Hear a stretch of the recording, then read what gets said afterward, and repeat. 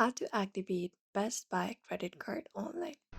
To activate your My Best Buy credit card, you must follow up the steps.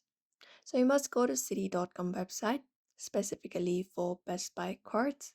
It is associated with Citibank, so you need to head over to Citibank website for that.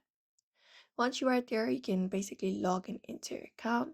So you can visit the specialized page for My Best Buy credit cards on citi.com here, and here go ahead and enter up your user ID and everything.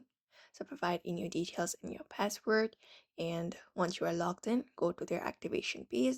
On the activation page, enter the 16-digit number on your new card and complete all the required fields on the form, including your date of birth, and follow the on-screen remaining prompts to finalize the activation, and you will receive a confirmation message when your card is ready to use, and that way you can activate your Best Buy credit card online. So that is it for today's video. I hope this information was helpful to you. Don't forget to give it a like and subscribe for more tips and tutorials.